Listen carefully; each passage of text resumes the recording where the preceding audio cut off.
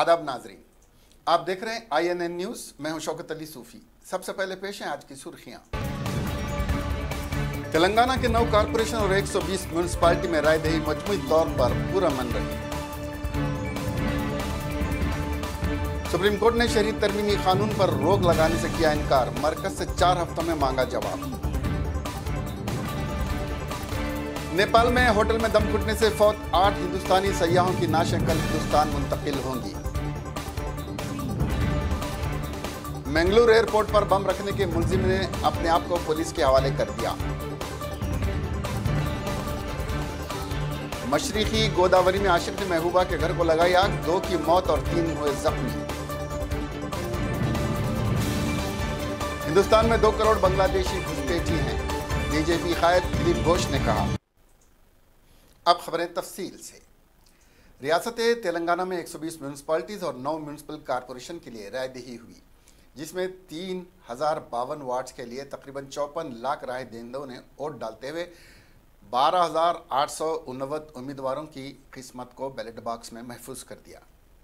तकरीबन 7,961 polling booths के लिए सयानती इंतजाम किए गए थे। 50,000 से ज़ायद पुलिस मुलाजमीन की खिदमत से इस्तेफादा किया गया, जबकि 285 फ्लाइंग स्क्वाड्स ने इंतखाबात की निगरानी की। 3052 वार्ड्स में कांग्रेस के 2,616, बीजेपी के 2,313, TRS के 2,972, TDP के 347, कुल हिंद मजलिस इत्तेहादुल मुस्लिमीन के 276, CPI के 177, CPIM के 166 और दीगर मुसल्लमा सियासी जमातों के 282 उम्मीदवारों के अलहदा 3,709 आज़ाद उम्मीदवार अपनी किस्मत आजमाई कर रहे हैं। चंद छोटे छोटे खुशगवार वाक़ों को छोड़कर पूरी रियासत में इंतखाबात मजमूई तौर पर पुरअमन रहे। बल्दी इंतखाबात के लिए नताइज का ऐलान 25 जनवरी को होगा। बल्दी इंतखाबात में पोलिंग का मजमूई फीसद बहुत ही शानदार रहा।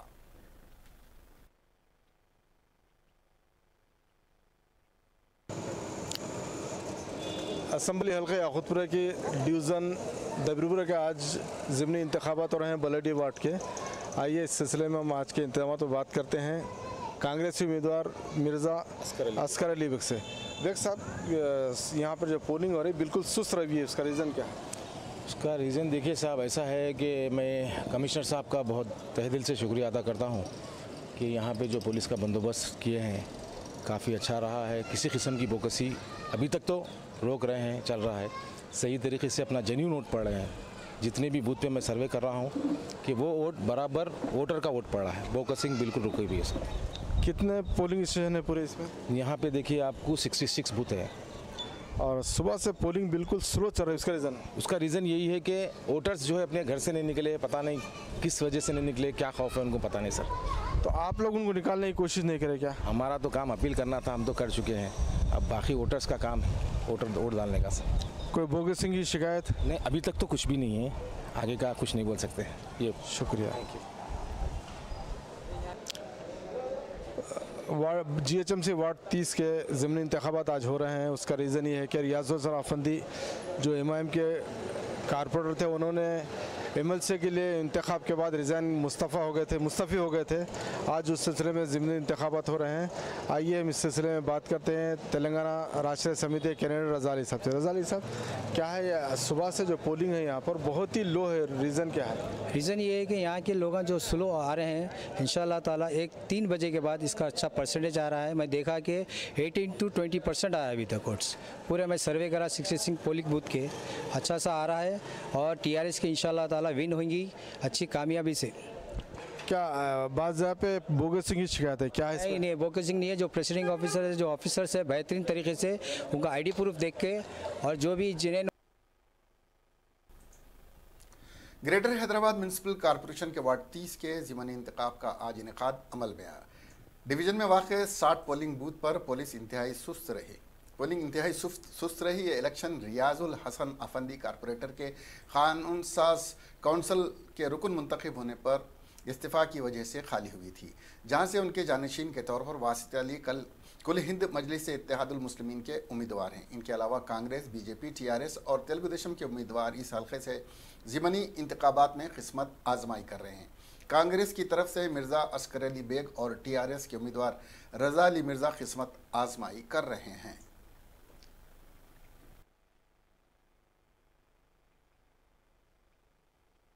तो 4500 चेंज है कुछ।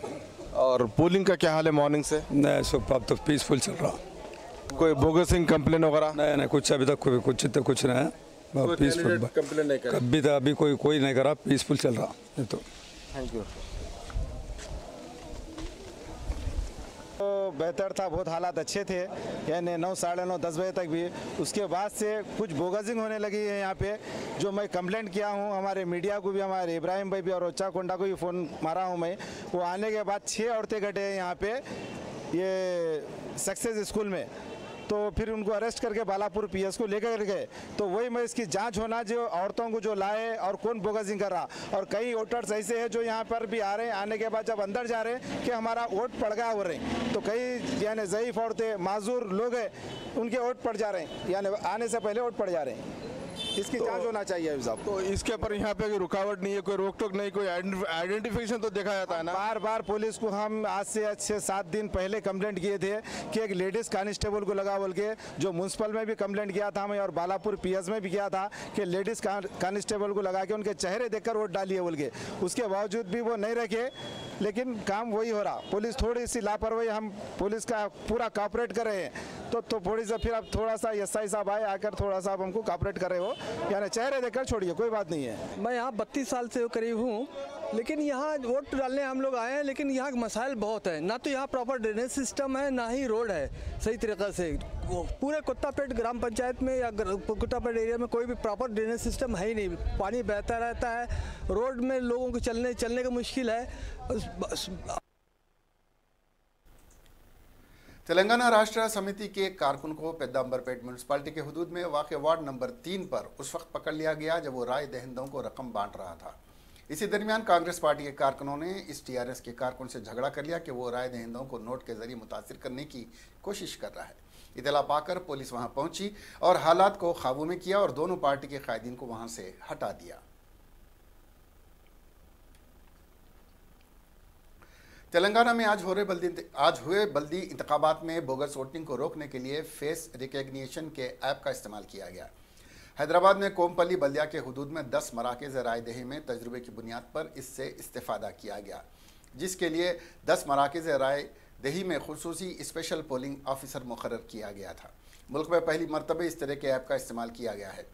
मराकज़ राय दही में वेब कास्टिंग के बशमल वीडियो रिकॉर्डिंग भी की गई। ऐसे मराकज़ राय दही जहाँ पर वेब कास्टिंग की सहूलत नहीं है, वहाँ पर माइक्रो ऑब्जर्वर्स रखे गए थे। इंतखाबात के लिए 44,000 एहलकारों की खिदमत से इस्तेफादा किया गया, जिनको तरबियत दी गई थी।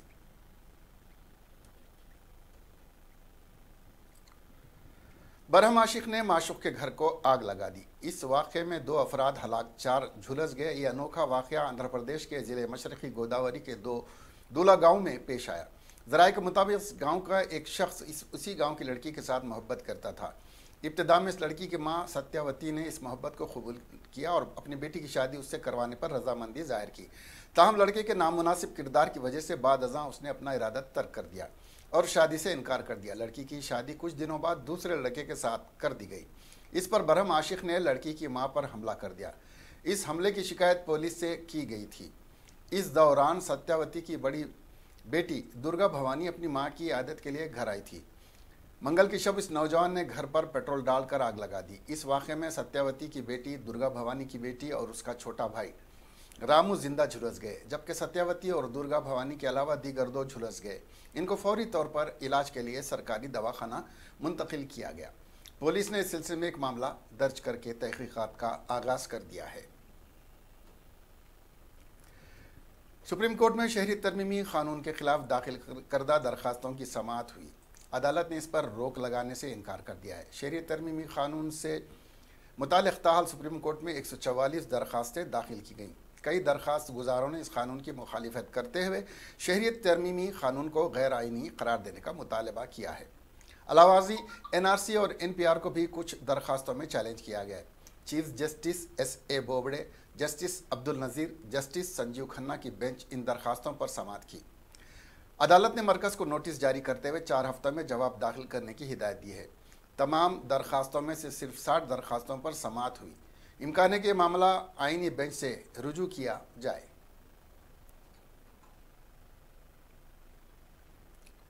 मगरबी बंगाल के बीजेपी यूनिट के सदर दिलीप घोष ने दावा किया कि हिंदुस्तान में 2 करोड़ बांग्लादेशी घुसपैठे आ चुके हैं। वो चाहते हैं कि इन्हें बाहर निकाल फेंके। उन्होंने बताया कि 2 करोड़ बांग्लादेशी मुसलमानों में से 1 करोड़ मगरबी बंगाल और 1 करोड़ सारे मुल्क में फैले हुए हैं। हम किसी मुसलमान बांग्लादेशी को यहाँ रहने नहीं देंगे। अगर उनके नाम वोटर लिस्ट में भी हों तो वहाँ से भी उनके नाम खारिज कर दिए जाएंगे। उन्होंने बताया कि मरकज़ी हुकूमत सारे मुल्क में NRC को नाफिज करते हुए इन बांग्लादेशियों को मुल्क से बाहर कर दिया जाएगा जो यहाँ गैर कानूनी तौर से रह रहे हैं। दिलीप घोष परगना ज़िले में CAA की हिमायत में मुनक़िद की गई रैली से खिताब कर रहे थे। उन्होंने बांग्लादेशियों से मुखातिब होकर कहा कि हम तुम लोगों को बहुत जल्द वापस भेज देंगे। उन्होंने मगरबी बंगाल में CAA को नाफिज करने का तयख़ुन दिया। मंगलूर हवाई अड्डे पर बम रखने के इल्ज़ाम में कर्नाटक के पुलिस डायरेक्टर जनरल और IG नीलमणि राजू के सामने बुध के रोज़ खुद सुपुर्दगी इख्तियार की। महकमे पुलिस ज़राए ने बताया कि मुलजिम की शनाख्त उडुपी के रहने वाले आदित्य राव के तौर पर हुई है। ज़राए के मुताबिक राव से हलसुरू गेट थाने में पूछगछ की जा रही है। ज़राए के मुताबिक तफ्तीश में उसने कबूल किया है कि उसने पीर को मंगलुरु हवाई अड्डे पर एक धमाका खेज मवाद नस्ब किया था। उसने पुलिस को बताया कि उसने ये कार्रवाई कीमी गुआडा बैनुल अक़वामी हवाई अड्डे लिमिटेड की जानिब से उसे नौकरी देने से इनकार करने का बदला लेने के लिए की गई थी। राव को बेंगलुरु हवाई अड्डे पर बम की झूठी इत्तला देने के इल्ज़ाम में पुलिस पहले भी गिरफ्तार कर चुकी है। रियासत के वजीर दाखिला बसवराज ने नामानिगारों को बताया कि बेंगलुरु पुलिस ने आदित्य राव को गिरफ्तार किया है और उससे पूछगछ की जा रही है। कर्नाटक के वजीर दाखिला बसवराज बोमई ने बुध को कहा कि बेंगलुरु हवाई अड्डे बम मामले के मुलजिम ने खुद सुपुर्दगी इख्तियार की है और इसका किसी भी तंजीम से ताल्लुक़ हो उसे सज़ा मिलेगी। मिस्टर बोमई ने नामानिगारों से खिताब करते हुए कहा कि मंगलुरु पुलिस ने कई लोगों से पूछगछ की और 20 जनवरी को मंगलुरु बैनुल अक़वामी हवाई अड्डे पर धमाकोखेज़ मादा लगाने के पीछे जिन मुलजिमों का हाथ था उनका पता लगाने के लिए जांच के दौरान कई मुश्तबा मकामात को तलाश किया। मुलजिमीन ने पुलिस के सामने खुद सुपुर्दगी की और पुलिस अब उनसे पूछगछ कर रही है।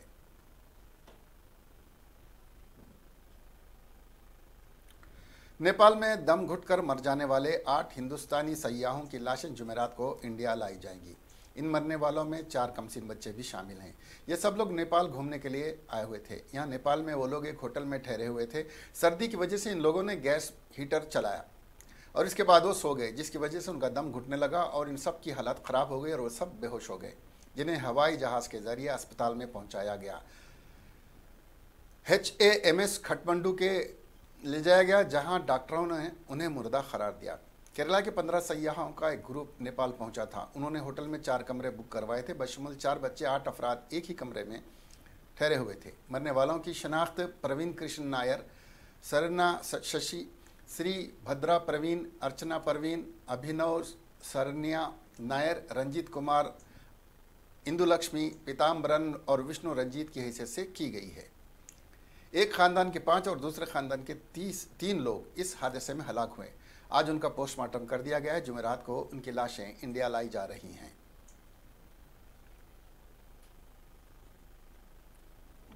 3 तलबा AS रावनगर कोशाईगुड़ा पुलिस स्टेशन हुदूद से लापता हो गए हैं। ये तीनों तलबा, जिनकी शनाख्त हेमंत, चरण और साम्योल की हैसियत से की गई है, 10वीं जमात के तालिब इल्म हैं।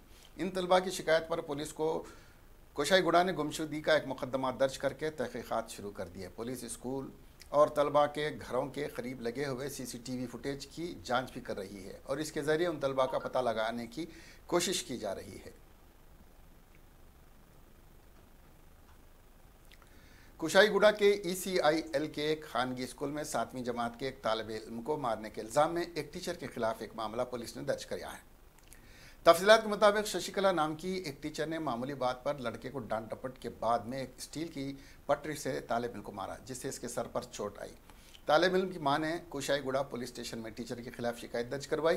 पुलिस ने इब्तदाई तहकीक के बाद टीचर के खिलाफ मामला दर्ज किया। बताया जा रहा है कि तहकीकात होने के बाद टीचर के खिलाफ सख्त कार्रवाई की जाएगी। चाइल्ड राइट के जहदकारों ने टीचर और स्कूल इंतजामिया के खिलाफ सख्त कार्रवाई करने की मांग की है। निजामाबाद के मालेपल्ली में 10 खवातीन को जो मुश्तबा हालत में घूम रही थी, पुलिस ने उन्हें अपनी तहवील में ले लिया। इब्तिदाई तहकीकात से पता चला कि ये खवातीन डिचपल्ली से बोगस वोट डालने के लिए निजामाबाद आई थीं। निजामाबाद 2 टाउन पुलिस के अहदेदारों ने बताया कि इन खवातीन से पूछताछ की जा रही है। मेदक ज़िले के नरसरावपेट के वार्ड नंबर 6 में टीआरएस लीडरों ने मुखालिफ उम्मीदवारों के साथ झगड़ा किया। वरंगल में टीआरएस और बीजेपी के कायदीन पार्कल के वार्ड नंबर 21 में मुतसादिम हो गए। बीजेपी के कायदीन ने इल्ज़ाम लगाया कि हुक्मरान तेलुगु देशम राष्ट्र समिति के कायदीन ने इन पर हमला किया, जो झगड़े में तब्दील हो गया।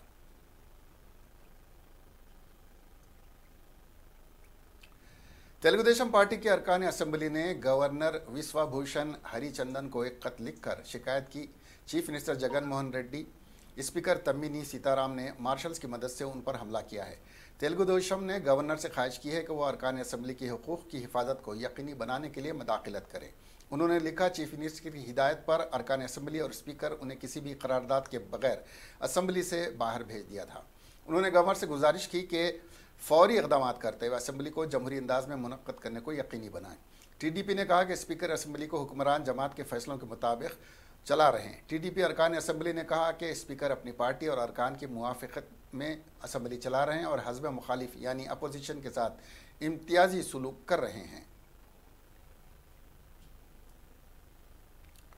हैदराबाद के जलपल्ली म्यूनसिपालिटी के वार्ड नंबर 24 में टीआरएस और एमआईएम के कायदीन के दरमियान गर्मा गर्म बहस हो गई। एमआईएम के वोटर्स ने भी इल्ज़ाम लगाया कि उनके पोलिंग बूथ पहुंचने से पहले ही टीआरएस के कायदीन ने उनके वोट का इस्तेमाल कर लिया। यहां पर बोगस वोटिंग जारी है। पुलिस और इंतजामिया कोई भी उनकी शिकायत सुनने को तैयार नहीं है।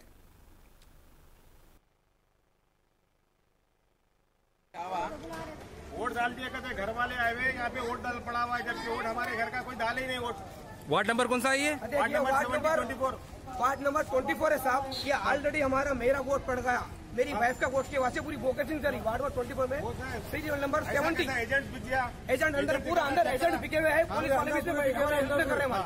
वार्ड नंबर 24 में चाइल्ड मॉडल में समझे ना, पूरे और पूरी बोकेसिंग चली। पूरी टीआरएस वाले पूरे फोकस कराना था, पूरे टोटली फोकस करा रहे हैं। आप आगे सर्वे कीजिए बराबर, समझे ना।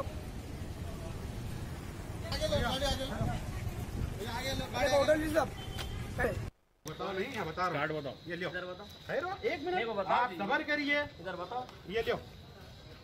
ये मेरा दोस्त का बड़ा भाई है। ये रहता लंदन या बाहर कोई कंट्री में, कनाडा में। इन्होंने डाल रहे हैं उसका वोट। नहीं वो नहीं। अब मैं पकड़ूं, क्या पकड़ा? अब इनको पकड़ूं हाथ में, या दिए इन आईडी मेरे हाथ में। बुलाओ सीपी साहब, बुलाइए साहब को। अब बता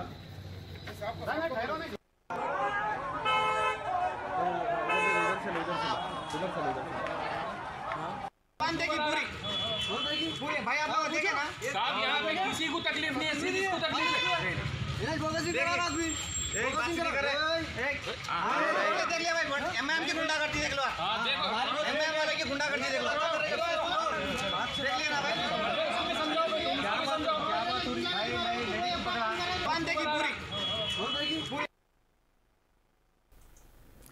एक खातून ने आशिक के साथ मिलकर अपनी नन्ही बेटी को शराब पिला दी। यह अफसोसनाक वाक़या रियासत कर्नाटक के हुसूर में पेश आया। ज़राए के मुताबिक हुसूर तालुक़े के बागालूर की रहने वाली 27 साला नंदिनी ने अपने शौहर से अलहदगी इख्तियार कर ली। उसे एक बेटी है जिसका नाम नीना श्री है और उसकी उम्र 4 साल बताई गई है। इस दौरान खातून के नाजायज़ ताल्लुकात मुकामी 29 साल अशोक से कायम हो गए। वो एक साथ मिलकर शराब पिया करते थे। इतवार के दिन वो दोनों मैनोशी कर रहे थे। उन्होंने बच्ची को भी शराब पिला दी, जिसके नतीजे में उसकी तबीयत बिगड़ गई। लड़की को इलाज के लिए अस्पताल में भर्ती करवा दिया गया है। पुलिस ने खातून और इसके आशिक के खिलाफ केस दर्ज करके तहकीकात का आगाज़ कर दिया है। भारतीय जनता पार्टी ने बुध के रोज कांग्रेस पर इल्ज़ाम लगाया कि वो मुकम्मल तौर पर मुस्लिम परस्त पार्टी बन गई है और उसे अपना नाम इंडियन नेशनल कांग्रेस के बजाय मुस्लिम लीग कांग्रेस रख लेना चाहिए। बीजेपी के तर्जुमान डॉक्टर संबित पात्रा ने यहाँ सहाफ़ियों को बताया कि कुछ सियासी पार्टियाँ मुल्क में शहरियत तरमीमी कानून और कौमी आबादी रजिस्टर के बारे में गुमराही पैदा कर रही हैं।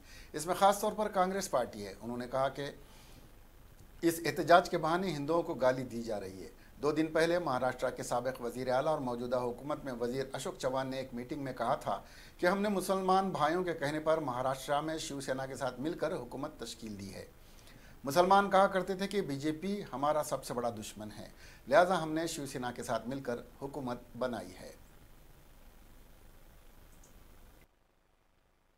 सिविल कोड पर किस प्रकार से बाबा साहेब के प्रस्ताव को नेहरू जी ने ठुकरा दिया था। 1971 में जवाहरलाल नेहरू ने डॉक्टर राजेंद्र प्रसाद को सोमनाथ मंदिर जाने से मना किया था। 1949 में अयोध्या में राम मंदिर का विरोध किया जो आज तक नहीं बन पाया था। 1947 में सोमनाथ मंदिर के पुनर्निर्माण का पंडित जवाहरलाल नेहरू ने विरोध किया था। 1946 में जवाहरलाल नेहरू ने वंदे मातरम को राष्ट्रगान बनाने का विरोध किया था। बंधुगण, 1946 से 2020 तक एक बात सिद्ध होता है और आज भारतीय जनता पार्टी 22 जनवरी 2020 को डिक्लेयर करती है कि फ्रॉम नाउ ऑनवर्ड्स अब से कांग्रेस पार्टी को इंडियन नेशनल कांग्रेस INC नहीं MLC बोलना चाहिए। MLC माने मुस्लिम लीग कांग्रेस, ये INC नहीं है, ये MLC है, ये मुस्लिम लीग कांग्रेस है। केवल मुसलमानों का बात करना और मुसलमानों का भी केवल तुष्टिकरण के लिए, भला किसी का नहीं करना, केवल तुष्टिकरण के लिए मुसलमानों की बात करना। और तो और कर हमने कुछ चैनलों में और भी चौंका देने वाला विषय देखा है।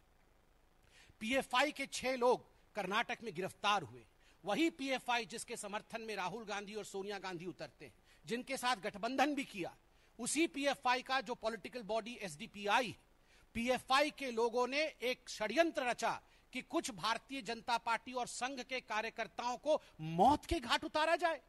जो CAA का समर्थन करते हैं उनको मौत के घाट उतारा जाए। Let us assassinate them.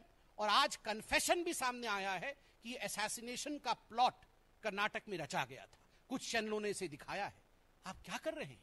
आप हिंदुओं को गाली देंगे, असैसिनेशन का प्लॉट रचेंगे। शाहीन बाग में छोटी छोटी बच्चियों को, मैं उन बच्चियों पे उंगली नहीं उठा रहा हूं, वो तो मासूम बच्चियां हैं, मगर हिजाब पहनाकर मासूम बच्चियों के जहन में किसने ये जहर बोया कि या तो हम रहेंगे या तो प्रधानमंत्री और गृह मंत्री को जान से मार देंगे। छोटे छोटे बच्चियों को उनके खेलने और पढ़ने के दिन है। उस समय में इस प्रकार की भाषा का प्रयोग उनके मन में कौन डाल रहा है कि प्रधानमंत्री को जान से मार देना है? बंधुगण, ये जो जहर देश में हिंदुओं के खिलाफ बोया जा रहा है, देश में सत्ता के खिलाफ बोया जा रहा है, मुझे लगता है ये बहुत ही दर्दनाक है। ये डेमोक्रेटिक कंट्री है, आप किसी भी विषय पे प्रोटेस्ट कर सकते हैं, किंतु तुष्टीकरण की राजनीति के अंतर्गत एक धर्म पे अटैक करना, उनको जलील करना और क्रिमेशन की पद्धति पे अटैक करना, ये कहना कि हम केवल मुसलमानों को सोच के सरकार बनाते हैं, ये उचित।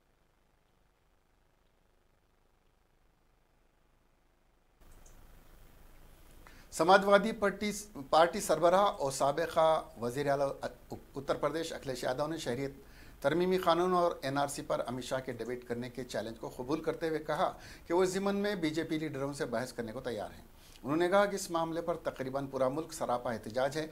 साबिक वज़ीर आला ने कहा कि मैं बीजेपी लीडरों से CAA और NRC पर बहस करने को तैयार हूँ, लेकिन बीजेपी को इक़्तिसादी सुस्त रवि, बेरोज़गारी, गुर्बत और हुकूमत की हिरासानी के बमूजिब मरने वाले अफराद के मसाइल पर भी डिबेट करना चाहिए। छोटे लोहिया के नाम से मशहूर जनेश्वर मिश्रा की बरसी के मौके पर मुनक्किद एक तकरीब से खिताब करते हुए मिस्टर यादव ने कहा कि बीजेपी हुकूमत दस्तूर हिंद से खिलवाड़ कर रही है। मुल्क का हर शहरी CAA के खिलाफ एहतजाज कर रहा है।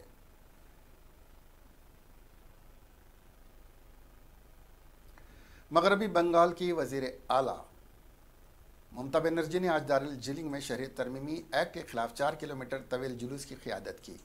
ये रैली दार्जिलिंग के माल रोड पर वाक़े बानू भगत भवन से शुरू हुआ और चौक बाज़ार इलाके में जाकर ख़त्म हो गया। इससे कबल ममता बनर्जी कोलकाता समेत शहरों में 6 रैलियों की क़ियादत कर चुकी हैं। वज़ीर आला ममता बनर्जी ने शहरियत तरमीमी एक्ट वापस लिए जाने तक एहतजाज जारी रखने का ऐलान किया है।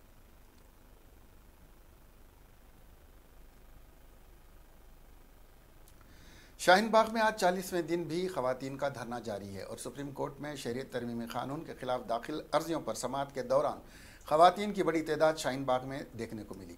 दोपहर के बाद शाहीन बाग एहतजाजी मुजाहरे के मकाम पर कुछ लड़कियों ने लब पे आती है दुआ बन के तमन्ना मेरी और सारे जहां से अच्छा हिंदुस्तान हमारा नज़में पढ़ी।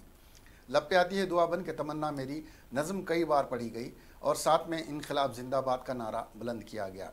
धरने में बैठी ख्वातीन का कहना है कि वो पुरअमन अंदाज में अपनी आवाज़ इसी तरह उठाती रहेंगी और ऐसा उस वक्त तक चलता रहेगा जब तक कि शहरियत कानून वापस नहीं लिया जाता।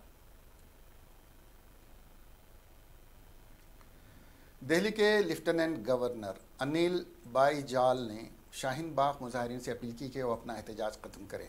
दिल्ली के शाहीन बाग मुजाहिरीन के 8 रुकनी वफद ने लेफ्टिनेंट गवर्नर अनिल बाईजाल से मुलाकात करते हुए शहरियत तरमीमी कानून वापस लेने की सिमत अपने मुतालबात की याददाश्त पेश की।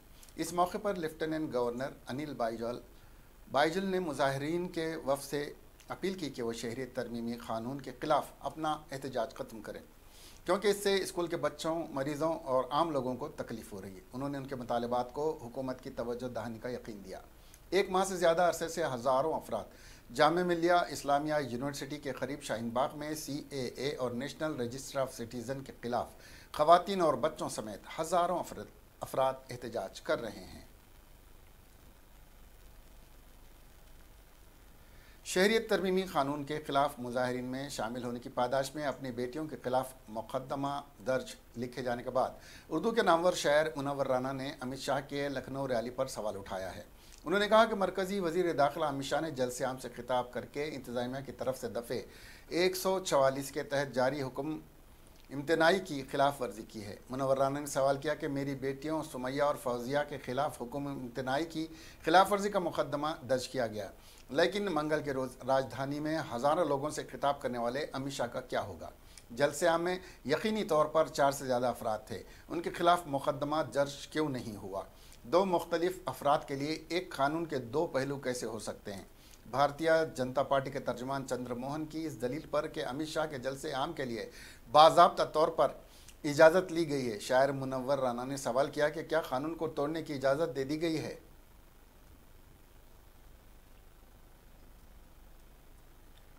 इलाहाबाद हाई कोर्ट ने एक मामले में कहा है कि किसी भी मज़हब में पूजा अर्चना के लिए लाउड स्पीकर के इस्तेमाल का जिक्र नहीं है। कोई भी मज़हब यह हुक्म नहीं देता कि तेज़ आवाज़ वाले आलात से ही दुआ की जाए। लाउड स्पीकर पर अगर रोक हटा ली गई तो इलाक़े में अदम तवाज़ुन पैदा हो सकता है। इसके साथ ही कोर्ट ने जौनपुर ज़िले के शाहगंज बदूपुर गांव में 2 मस्जिदों में अजान के लिए लाउड स्पीकर के इस्तेमाल के लिए दाखिल की गई अर्जी खारिज कर दी। कोर्ट ने कहा कि ज़िला इंतज़ामिया के फैसले पर रोक लगाना ठीक नहीं है। इसके साथ ही जस्टिस पंकज मित्ताल और जस्टिस VC दीक्षित की बेंच ने जौनपुर के मसरूर अहमद के ज़रिए दाखिल की गई अर्जी खारिज कर दी। अर्जी गुजार ने इन 2 मस्जिदों पर लाउड स्पीकर का इस्तेमाल करने की इजाज़त तलब की थी। जौनपुर के शाहगंज के SDM ने 12 जून को इस बुनियाद पर लाउड स्पीकर की इजाज़त देने से मना कर दिया था कि इस गांव के 2 मजहबी गिरोह के दरमियान बदनज़मी पैदा होगी और इससे अमन व अमान की सूरत हाल ख़राब हो सकती है, क्योंकि इस इलाके में मिली जुली आबादी है।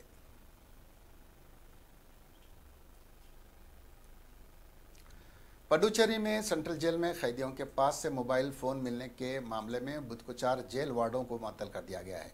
ज़राए के मुताबिक मुअत्तल किए गए जेल वार्डों के नाम सबरी, शंकर, श्रीनु और रामकृष्णन हैं। इन सबों को जेल इंस्पेक्टर जनरल पंकज कुमार झा ने मुअत्तल किया है। इन लोगों पर कैदियों को मोबाइल फ़ोन बेचने का इल्ज़ाम है। वाज़ेह है कि सेंट्रल जेल के कैदियों के ज़रिए राजनिवास और पुडुचेरी रेलवे स्टेशन को बम से उड़ाने की धमकी मिलने के बाद अफसरों ने जेल पर छापा मारा था और कैदियों के पास से मोबाइल बरामद किए थे। अफसरों ने सेंट्रल जेल से 22 मोबाइल जब्त किए थे। इस सिलसिले में कालापेट थाने में मामला दर्ज किया गया है। जांच के दौरान इंकशाफ हुआ है कि दिल्ली के रहने वाले नीतीश कुमार नाम के कैदी ने फ़ोन करके राजनिवास और रेलवे स्टेशन को उड़ाने की धमकी दी थी। इस दौरान वज़ीर आला भी मंगल की रात इस सिलसिले में पुलिस, जेल और वज़ारत दाखिला के अफसरों के साथ मीटिंग की थी।